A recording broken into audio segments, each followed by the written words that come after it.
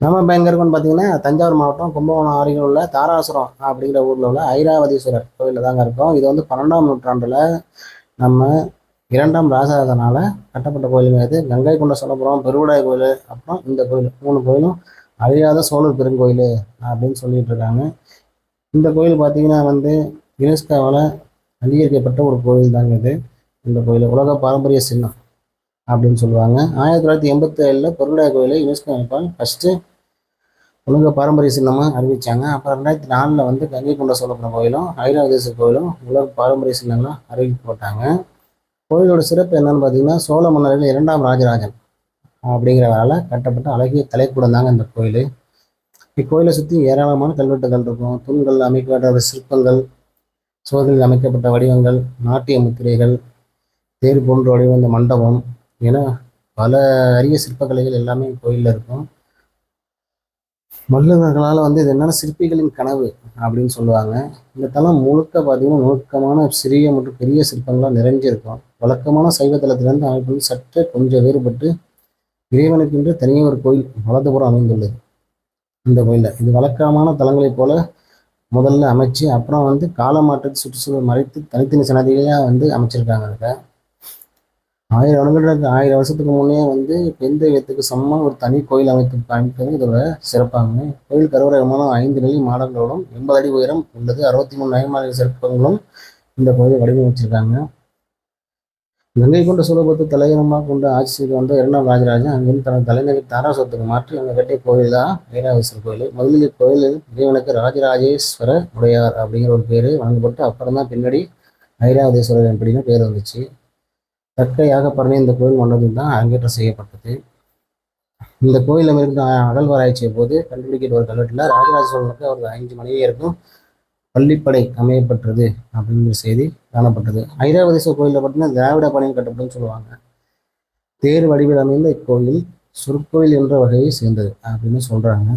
தமிழ் இலக்கிய படிப்புகள் காணப்படுகின்ற தஞ்சாவூர் பெரிய கோயில் மற்றும் கங்கை கொண்ட சோழபுரம் கோயில் இரண்டையும் விட சிறியதாக தான் இந்த கோயில் இருக்கும். கோயில் நுணுக்கமான சிற்ப வேலைப்பாடுகளாக ரொம்ப அழகாக பண்ணியிருப்பாங்க. இந்த கோயிலை பார்த்தீங்கன்னா கோயிலில் முதன்மை நுழைவாயில் கிழக்கு புறம் பார்த்து தான் இருக்கும். கோயில் விமானம் 24 மீட்டர், அதாவது 80 அடி. இக்கோயிலின் கருவியை சுற்றி உட்சுட்டு பார்த்தீங்கன்னா ஒரு கோட்டச்சு மண்டபம் அப்படின்னு சொல்றாங்க. ஒரு கோட்டச்சு மண்டபம் அப்படின்னு சொல்றாங்க. முன் மண்டபம் ராஜ கம்பீரமா, திருமண மண்டபம் திருமண்டபம் என்று கல்வெட்டுகளில் குறிக்கப்பட்டுள்ளது. இந்த ஐராவதீஸ்வரர் அப்படின்னு பேர் வந்ததுக்கு ஒரு ரெண்டு விதமாக வரலாறு சொல்கிறாங்க. முதல் வரலாறு என்னன்னு பார்த்தீங்கன்னா இந்திரனோட பட்டத்து யானை ஐராவதம் வந்து ரொம்ப தலைக்கு ஏறி நம்ம திமிராகி என்ன பண்ணுச்சு, நம்ம துர்வாச முனிவர்கிட்ட போய் ரொம்ப அலட்சியமாக இருந்துச்சு, அவரை மதிக்கவே இல்லை அப்படின்னு சொன்னதாகவும் அது வந்து அப்படி பண்ணதாகவும் அது வந்து அந்த துர்வாச முனிவர் வந்து சாபம் விட்டார். அப்படிங்கிறனால இது தன்னோட பெருமை அழகு எல்லாத்தையும் இழந்து வந்து ஒரு காட்டு யானையாக சுற்றிட்டு இருந்துச்சு அப்படிங்கிற மாதிரி சொல்கிறாங்க. அந்த காட்டு யானையாக சுற்றிட்டு இருந்தப்போ தான் இந்த தாராசுரம் எம்பெருமானை வந்து வழிபட்டு அவரோட கருணையாலும் அருளாலும் தனது அகங்காரத்தெல்லாம் விட்டு வேறு தன்னோட பழைய உருவத்தை அது வந்துச்சு. அதனால ஐராவதீஸ்வரர்னு சொல்கிறாங்க அப்படின்னு ஒரு வரலாறு சொல்கிறாங்க. இன்னொரு விதமாக என்ன சொல்கிறாங்கன்னு பார்த்தீங்கன்னா இன்னொரு புறநாவல் எப்படின்னா யமதர்மம் வந்து முனிவர்களோட கோபத்துக்கு ஆளாகி சாபத்தை இது பண்ணிட்டு சாபம் விட்டாங்க. முனிவரெலாம் சாபம் விட்டாங்க. சாபம் விட்டனால அவரோட உடலில் வந்து தவிக்க முடியாத வெப்பம் அவர் உடலில் எல்லா இடத்துலையும் பரவிடுச்சு. அது எங்கேயுமே அவர் வந்து கும்பிட்டு எந்த பல தெய்வங்களை கும்பிட்டு அது வந்து பலனளிக்காமல் போய் கடைசியாக தாராசுரம் வந்தார். அங்கே வந்து ஐராவதீஸ்வரர் திரிசூலத்தால் உருவான தீர்த்தத்தில் குளித்ததாகவும் அந்த குளித்ததுலேருந்து அவர் உடலில் உள்ள அந்த வெப்பம்லாம் நீங்கி பழைய மீறி அவர் வந்ததால் இந்த கோயிலுக்கு ஐராவதீஸ்வரர் அப்படின்னு கோயில் வந்துச்சுன்னா இன்னொரு பேருன்னு சொல்கிறாங்க. நாம் எங்கே போனாலும் பெரும்பாலும் வந்து கர்ப்ப கிரகத்துக்கிட்டலாம் வீடியோ எடுக்க மாட்டாங்க பெரும்பாலும் எல்லாம். ஏன்னா வந்து நம்ம ஆணை எல்லாத்தையும் கட்டிடக்கூடாது, நீங்களும் வந்து பார்க்கணும். அந்த எல்லாத்தையும் கட்டி தான் அந்த இறைவன் மேலே உள்ள ஒரு அச்சம் ஒரு அலட்சியம் வந்துடும். அதனால தான் நீங்கள் டைரெக்டாக வந்து பாருங்கள், பார்த்து ஃபுல்லாக இந்த கோயிலை பார்த்து உங்கள் வேண்டுதலை வைங்க.